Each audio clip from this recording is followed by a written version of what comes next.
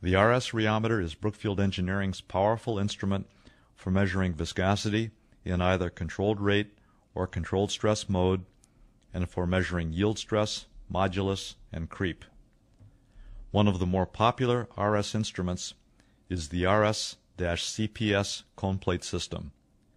One of the challenges when using this instrument is setting the proper gap based on the cone you will be using.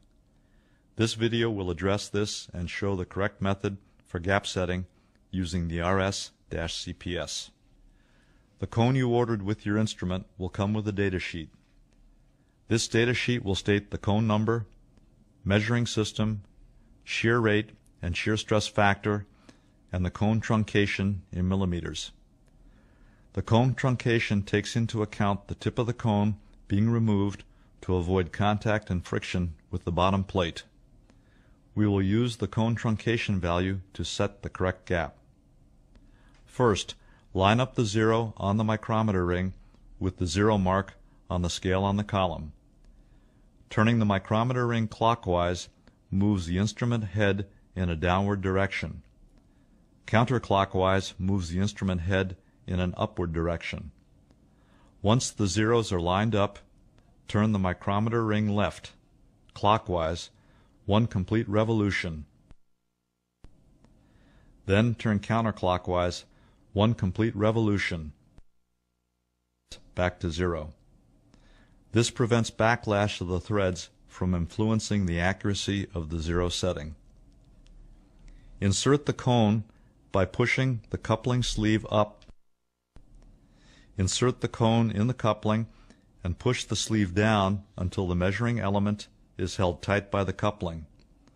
Loosen the hexagon screw on the measuring system to allow the cone and cone shaft to move freely. Lower the instrument head.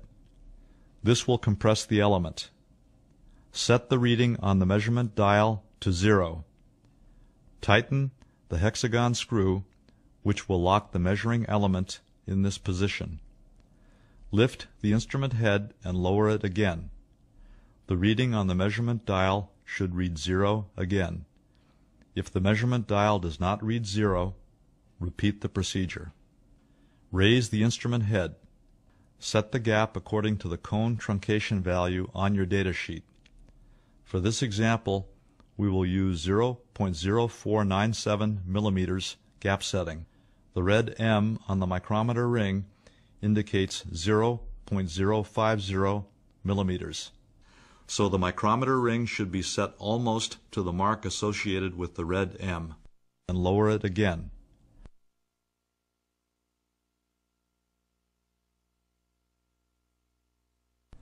The correct gap is now set and you are ready to run a calibration.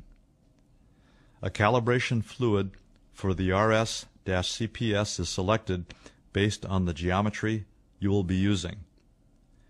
We will use an RC50-1 cone spindle and B10200 fluid for calibration. You will need to check the calibration at 3 torque settings of 250, 500, and 750 per mil. The measured viscosity of the fluid should be between 3 to 5% of the actual value. In this case, the actual value of the fluid is 10,170 centipoise at 25 degrees Celsius. For the RC50-1 cone, you will need to use 1 milliliter of fluid. Place the sample in the center of the plate and bring the cone spindle down. Make sure that the fluid can be seen around the entire circumference of the cone spindle to ensure that the gap is fully flooded. Remove excess fluid, if necessary, with the police tool. Sample volume is approximate, as this varies with the cone truncation and angle. This is why excess material needs to be removed with the police tool. Set the temperature controller for 25 degrees Celsius and allow adequate time for the cone and fluid to come to equilibration. About 10 to 15 minutes should suffice. The viscosity standards are very sensitive to temperature. The temperature of the viscosity standard should be controlled at 25.0 degrees centigrade, plus or minus 0.2 degrees centigrade. To read the viscosity, select Run Single from the main menu. Select the appropriate measuring system, in this case RC50-1. The input value screen will come up. The first choice is M per mil to set the torque value. Now, input 250.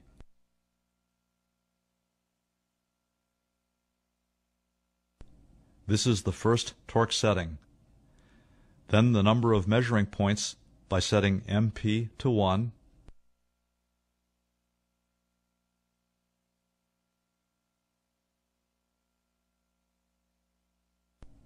and set the time to 120 seconds.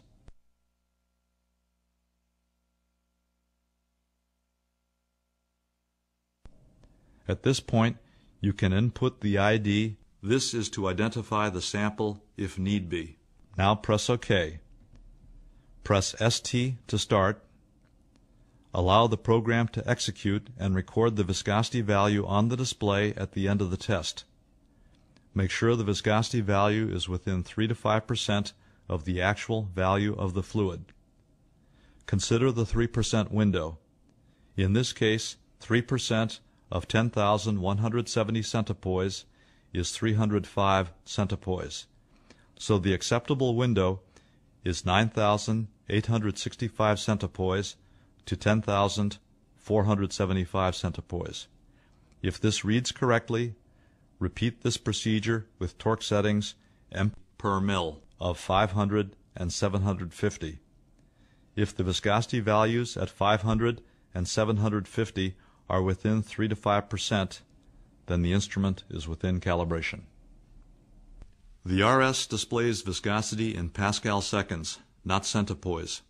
To convert this reading to centipoise, keep in mind 1 Pascal second is equal to 1,000 millipascal seconds, and 1 millipascal second is equal to 1 centipoise.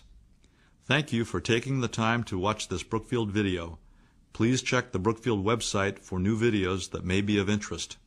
If you have suggestions for future videos that could be of help, please email your input to sales@brookfieldengineering.com.